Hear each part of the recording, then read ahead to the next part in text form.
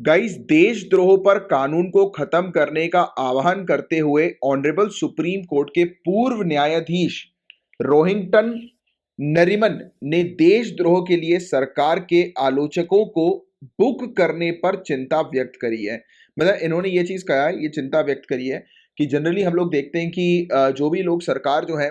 मतलब चिंता वाली बात यह है कि जो भी लोग सरकार के खिलाफ कुछ भी बोलते हैं, अपनी फ्री स्पीच को एक्सरसाइज करते हैं, जो कि एक फंडामेंटल राइट है, right to free speech and expression. बताइए कौन से फंडामेंटल राइट का हिस्सा ये? तो जो भी लोग अपनी फ्री स्पीच का उपयोग करते हैं, राइट, अपनी स्पीच के माध्यम से सरकार के खिलाफ कुछ भी बात बोलते हैं, तो सरकार उनके खिलाफ सेडिशन लॉ के तहत, राजद्रोह कानून के तहत सख्त कार्रवाई करती है, राइट। और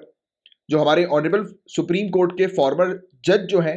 रोहिंटन नरीमन, इनका कहना यह भी है कि यह देशद्रोह कानून को पूरी तरह से खत्म कर देना चाहिए, यानी कि सेडिशन लॉ को कंप्लीटली एंड कर देना चाहिए। और ये कहा है कि अलाउ करो फ्री स्पीच को जब तक कि वो फ्री स्पीच किसी को उकसाती नहीं है वॉयलेंस करने के लिए। जैसे होता है ना कि कुछ लोग, जिसको हम लोग जनरली हेट स्पीच के नाम से जानते हैं, कि हेट स्पीच ऐसी स्पीच होती है जो कि कम्युनिटी को उकसाती है वॉयलेंस करने के लिए, है ना। तो जब तक उनकी स्पीच में हेट स्पीच जो है वो नहीं शामिल है, यानी कि किसी को उकसा नहीं रहे हैं, वॉयलेंस करने की बात नहीं कर रहे हैं, तब तक उनको अलाउ करो, राइट, कि वो अपनी फ्री स्पीच का जो है वो उपयोग कर सके बेफिक्र होकर। और सेडिशन लॉ को तुरंत जो है वो भंग करो, एंड करो इसको, राइट। तो सेडिशन लॉ से रिलेटेड ये पर्टिकुलर टॉपिक है, तो हमें डिटेल में सेडिशन लॉ के बारे में जानकारी होनी चाहिए। तो सबसे पहले तो आप लोग मुझे ये बताओ कि सेडिशन जो है वो आईपीसी के तहत आता है या फिर सीआरपीसी के तहत आता है, या हमारे कॉन्स्टिट्यूशन के किसी आर्टिकल के अंदर लिखा हुआ है सेडिशन के बारे में? तीन चीजों में से पहली एक चीज बताओ। दूसरी चीज बताओ कि चलो आपने लिख दिया होगा कि आईपीसी के अंदर आता है, फिर आप बताओ कि किस सेक्शन के अंदर आता है, बताओ। तो सेक्शन 124A, जिन भी स्टूडेंट्स ने लिखा है बहुत बढ़िया, सही तैयारी चल रही है, क्योंकि इस टॉपिक को हम लोग कई बार जो है वो चर्चा कर चुके हैं, राइट। अब सेडिशन क्या होता है? तो सेक्शन 124A जो आईपीसी का है वो कहता है हुएवर, कोई भी व्यक्ति बाय वर्ड, शब्दों से, बोलकर, लिखकर, साइन दिखाकर, विजिबल रिप्रेजेंटेशन के थ्रू,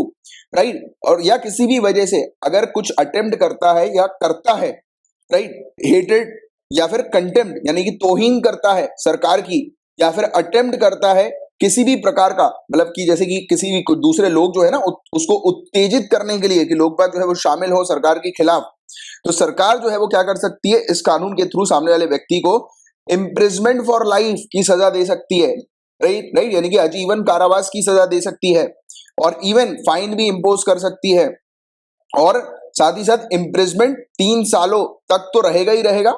और साथ में जुर्माना भी हम लोग को देखने को मिल सकता है। तो ये वाली चीज है, इस प्रकार की हम लोग को सेडिशन के कानून के अंदर देखने को मिलती है। और अभी आज की डेट में प्रॉपर डेफिनेशन की आवश्यकता है सेडिशन की। सेडिशन लॉ जो है कंट्रोवर्सी में आ गया है और काफी लंबे समय से ये कंट्रोवर्सी में है। ऑफन सरकार जो है उनको क्रिटिसाइज किया जाता है इस लॉ का उपयोग करने के लिए, राइट। जैसे कि काफी सारे जो वोकल क्रिटिक्स वगैरह जो होते हैं ना, जो सरकार की पॉलिसीज के अगेंस्ट जो है जब बोलते हैं तो सरकार इस प्रकार से जो है वो उनका मुंह बंद करा देती है। इसलिए सेडिशन जो है गाइस, ये इंडिविजुअल के फ्रीडम ऑफ एक्सप्रेशन के ऊपर एक बड़ा रिस्ट्रिक्शन बन गया है, राइट। और रीजनेबल रिस्ट्रिक्शन जो होते हैं ना, उसका जो प्रोविजन हम लोग को देखने को मिलता है फ्रीडम ऑफ स्पीच को लेकर, आर्टिकल 19 जो कॉन्स्टिट्यूशन का है, तो उसके तहत जो है ये आने लगा है। बट ये इसके मतलब सेडिशन के तहत एक कड़ी जो है वो सजा मिल जाती है, और उसके अलावा सजा तो छोड़ दो, आप देशद्रोही का टैग समझ रहे हो, किसी व्यक्ति को अगर सरकार ने दे दी नहीं तो देशद्रोही है, तो ना ही सिर्फ उस व्यक्ति को सजा मिलती है बल्कि उसका पूरा परिवार जो है वो भुगतता है। ऑब्वियस सी बात है, फैमिली के किसी मेंबर को अगर ऑनलाइन बोल दिया या फिर सरकार ने बोल दिया कि ये तो देशद्रोही, और आजू बाजू वालों सबको पता लग गया, तो जिस कॉलोनी में उसकी फैमिली रह रही है ना, उन लोग सर उठा के नहीं चल पाएंगे, क्योंकि सोसाइटी का प्रेशर इस प्रकार से आते आते लोग बोलेंगे देखो देशद्रोही का परिवार जा रहा है। बात समझो गंभीरता से। तो इसलिए भी कई बार लोग बाग जब इस पर्टिकुलर कानून के थ्रू जो है वो फंस जाते हैं, राइट, सरकार जो है वो उनकी आवाज को दबाने के लिए उन्हें फंसा देती है, तो वो सरकार ना सिर्फ उन्हें सजा देती है, उनकी पूरी फैमिली को सजा मिलती है,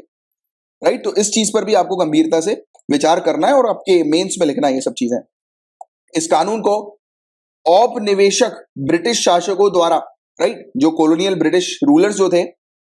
उनके द्वारा 1860 के दशक में लागू किया गया था। उस समय से लेकर आज तक ये कानून बहस का विषय रहा है, राइट। और महात्मा गांधी जी, जवाहरलाल नेहरू जी सहित और भी काफी सारे स्वतंत्रता आंदोलन के कई शीर्ष नेताओं पर राजद्रोह कानून के तहत मामले दर्ज किए गए, उनकी आवाज को दबाने के लिए। तो ब्रिटिशर जैसे लोगों की आवाज को दबाते थे, जो वोकलिस्ट थे उनकी आवाज को दबाते थे, वैसे ही कई केसेस हम लोग देखते हैं कि जो रूलिंग जो सरकार होती है वो भी जो है वो करती है, इस प्रकार से लोगों की आवाज दबाती है। महात्मा गांधी जी द्वारा इस कानून को नागरिक की स्वतंत्रता का हनन करने हेतु तैयार की गई भारतीय दंड संहिता की राजनीतिक धाराओं का राजकुमार बताया गया है। Prince among the political sections of the Indian penal code design to suppress the liberty of the citizen. तो ये चीज Mahatma Gandhi ji, honourable father of nation के द्वारा ये चीज कही गई है इस कानून को लेकर, जिसके बारे में भी आपको ये वाला अच्छी चीज है, अच्छा पॉइंट है। अगर ये आप मेंस के लिए नोट डाउन कर सकें तो आप बिल्कुल करिए इस पॉइंट को, राइट। इसके अलावा नेहरू जी ने इस कानून को अत्यधिक आपत्तिजनक और निंदनीय, हाईली ऑब्जेक्शनेबल एंड